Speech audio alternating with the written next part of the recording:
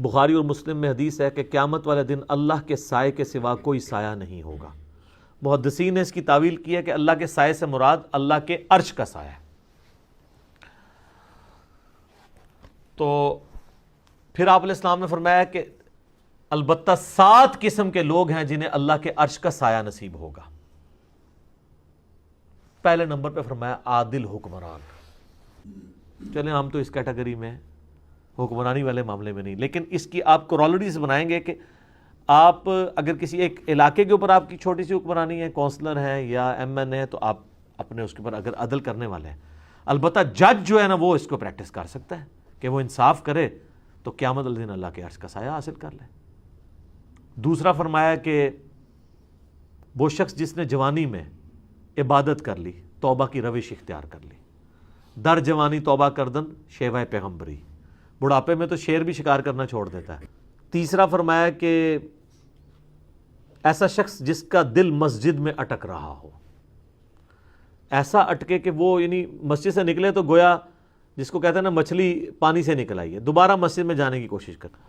چوتھا وہ شخص جو اکیلے میں بیٹھ کے اللہ کو یاد کرے اور اس کی آنکھوں سے آنسو نکل آئے، اللہ کے خوف کی وجہ سے، اس کی محبت کی وجہ سے، کسی کے سامنے نہیں۔ کسی کے سامنے تو ماشاءاللہ آپ دیکھ رہے ہیں کئی علماء ٹی وی پہ آ کے رو رو کے دعائیں کرواتے ہیں، تو اللہ نہ کرے کہ کبھی ایسی نوعیت آئے کہ ہمیں کسی کے سامنے اس طرح رونا پڑے۔ پانچواں وہ شخص کہ جسے کوئی اعلیٰ نسب والی عورت برائی کی طرف مائل کرے اور وہ اللہ کے خوف سے رک جائے اور وہ کہے کہ میں اللہ سے ڈرتا ہوں، میں یہ کام نہیں کروں گا۔ اور چھٹا وہ شخص کہ جو اللہ کی محبت کی وجہ سے کسی کے ساتھ دوستی رکھے۔ اچھا اس میں بڑے پیارے الفاظ ہیں، وہ جب بھی اس کو ملے اللہ کی محبت کی وجہ سے ملے، اور جب بھی وہ آپس میں اکٹھے ہوں تو اللہ کی محبت پر اکٹھے ہوں، اور جب بھی جدا ہوں اللہ کی محبت پہ جدا ہوں۔ جس طرح میں سمجھتا ہوں میرے ساتھ جتنے لوگ اٹیچ ہیں، ہم جب کبھی بھی اکٹھے ہوتے ہیں اللہ کے لیے اکٹھے ہو رہے ہوتے ہیں۔ اس کیٹیگری میں نے تو اللہ کے شکر میں امید کرتا ہوں کہ میں بھی اپنے بھائیوں سے، یہ میرے بھائی جو مجھ سے دوسرے شہروں سے بھی ملنے آتے ہیں نا، وہ فقط اللہ کے لیے ملنے آتے ہیں۔ تو اس کیٹیگری میں تو ہم فال کر سکتے ہیں بڑی آسانی کے ساتھ۔ تو یہ کیٹیگری آسان ہے جی، انشاءاللہ ہم بھی اپنا ایک کیٹیگری میں ہم فال کر سکتے ہیں بڑی آسانی کے، اس کے علاوہ بھی کر سکتے ہیں محنت کرنے سے۔ اور ساتواں یہ ہے کہ جو دائیں ہاتھ سے صدقہ کرے اور بائیں کو خبر نہ ہو۔ اچھا یہ بھی آسان کام ہے، کوئی مشکل کام نہیں ہے، کسی بھی غریب کی مدد کی جائے۔ ابھی یہ جو کرونا کے دن چل رہے ہیں، آپ دیکھیں کئی لوگوں کے کاروبار اجڑ گئے ہیں، ان کے لیے بیسک نیڈز کو میٹ کرنا مشکل ہو گیا ہے، تو آپ اگر ان کے لیے مدد کر سکتے ہیں۔ لیکن یہ ہے کہ اپنے اپنے رشتہ دار، اپنے اپنے جو قریبی محلے دار ہیں، ہر بندے نے اس کو دیکھنا ہے، وہ اس کی ذمہ داری ہے۔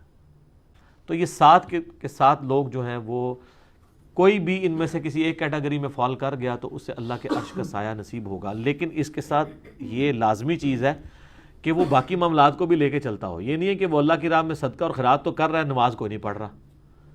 یہ احادیث میں جتنے فضائل آتے ہیں نا، یہ اس شخص کے لیے ہوتے ہیں جس نے بیسک ڈیٹم لیول اچیو کیا ہوتا ہے۔ مثلا میں کہوں کہ ہاں بینک میں اکاؤنٹ کھول سکتے ہیں، اب یہ انڈرسٹوڈ ہے کہ اگر آپ کے پاس پاکستان کا شناختی کارڈ ہے، شناختی کارڈ کے بغیر اکاؤنٹ نہیں کھلتا، ٹھیک ہے، یہ انڈرسٹوڈ ہے۔ اب آپ نہیں کہہ سکتے نہیں میں پاکستان کا شہری ہوں، سب کچھ ہوں، میرا اکاؤنٹ کھلنا چاہیے، نہیں، شناختی کارڈ اس کے لیے شرط ہے۔